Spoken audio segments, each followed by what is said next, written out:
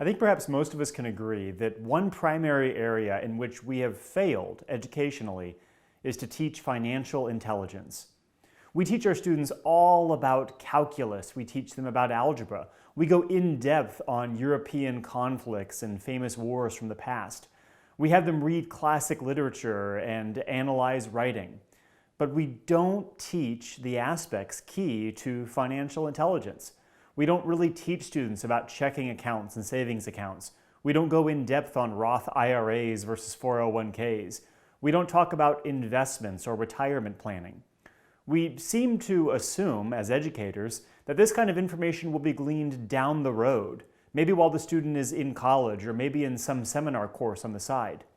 Yet, sadly, all too often, people neglect their financial intelligence.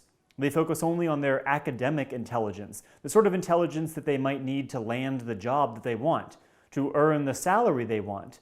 But then they lack the know-how regarding what to do with that salary, how to invest that salary, so as to bring about a fruitful financial independence. So what I want to do today is go over the 5 books that everybody should read.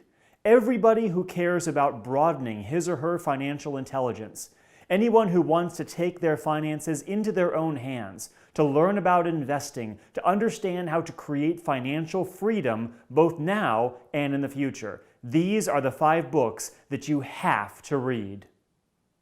Now, the order in which I'm going to go over these books is actually the order in which I recommend reading these books.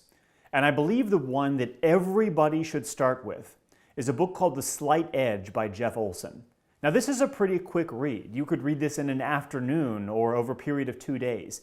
But the rewards that you'll get from reading it are exponential.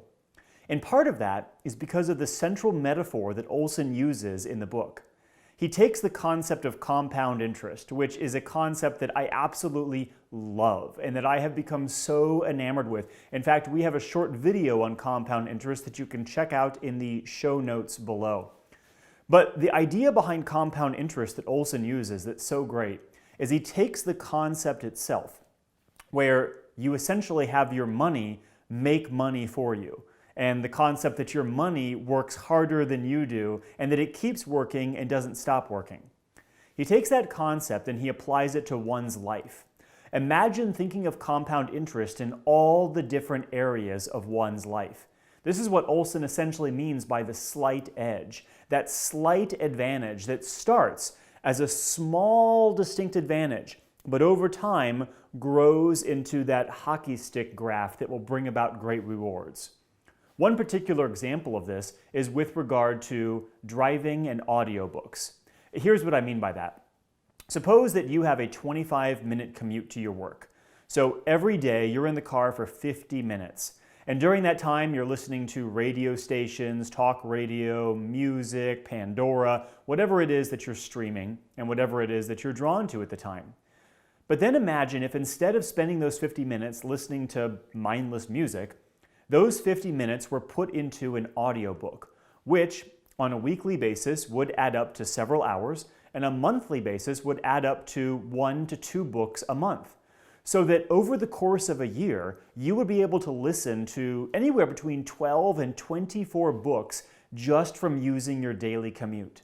Now imagine if those books are books that lead to your financial intelligence. Imagine if those are books about investing, books about saving, books about how to build your wealth and build your financial independence. Then imagine by the end of a single year, the amount of education you would have accumulated and the ways in which your own financial intelligence would have grown by that one simple action. What I love about this book is that Olson applies that concept to all different areas of life and how compound interest truly is amazing. After reading Jeff Olson's The Slight Edge, the next book that is going to help build on the financial intelligence that you've already created is David Bach's The Automatic Millionaire. This is another book that's fairly quick to read, but also contains principles that will change your entire life when it comes to your financial independence. And Bach's controlling idea in the book is just that, automatic. Bach's concept is that if we rely on our own desire each month to go in and set aside money for savings, set aside money for retirement, set aside money for our children's education account, we simply won't do it. Month will go on to month and we'll think, oh, we'll do it at the end of the year, or we'll do it in a couple years when we have more money. But his concept is do it now and automate it. And by automating it, you are ensuring that it happens every month, whether you go in and do it manually or not. He applies this first and foremost to retirement and has a great argument for why it is important to put in as much as you can into your 401k retirement plan. He goes into the whole concept of the pre-tax savings and why that is important. But Bach also carries this over into all different areas of financial well-being, including mortgage payments.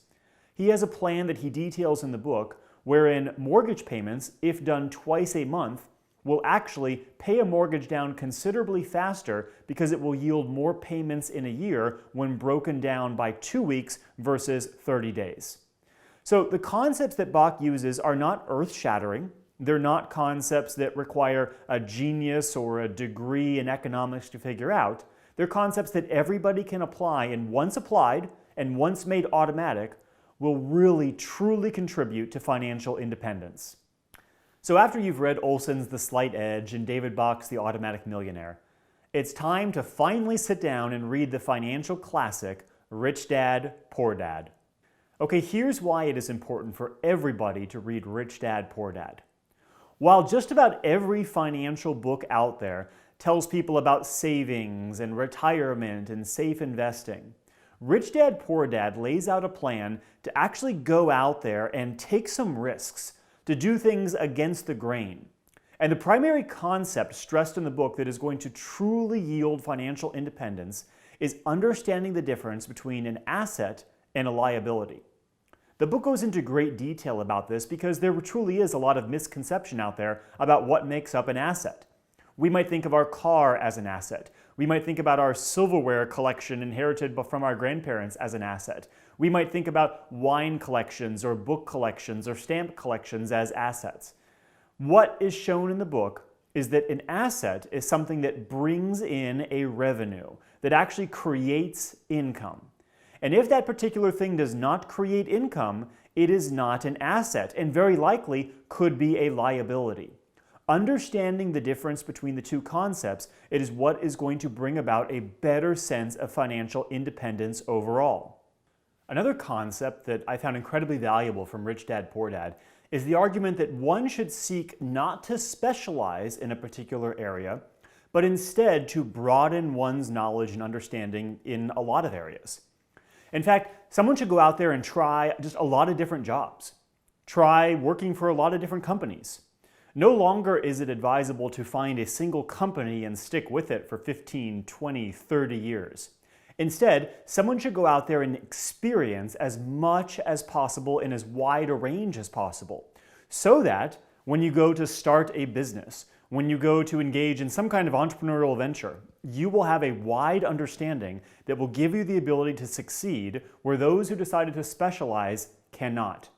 All in all, the concepts in the book really are worth reading. They are concepts that go against the traditional grain and that ultimately give us different ways to look at why financial intelligence is so important. The fourth book that everybody should read for financial intelligence and to really bring about financial independence is called Multiple Streams of Income by Robert Allen. Now, the central idea in this book is what makes it so significant, and it can be gleaned from the title. The idea is that many of us have a single stream of income in our life, and that's the income from our job. Maybe we work in marketing. Maybe we are self-employed. Perhaps we work, as I do, as a teacher. And we have a single stream of income that essentially feeds into a reservoir of water. Now, that single stream of income is all that's coming into that reservoir of water. So that reservoir of water is completely dependent on that single stream. If that stream was to dry up, if that stream was to decrease in amount, if that stream was to slowly wither away, the lake would also dry up and wither away. Allen's concept is that we need to diversify as much as possible to create passive income, and that this passive income is essentially the same as having multiple streams feeding into that one reservoir of water. Once multiple streams are feeding into that reservoir of water, that water is able to invest in so many different ways that one could not otherwise. In other words, passive income is the key. Figure out a way to create an income stream or several income streams that are not dependent upon you showing up for work every day. Now, Alan is not suggesting that we all go out and quit our jobs. What Alan is suggesting is that we think outside the box about ways in which we can create revenue outside of our current income stream.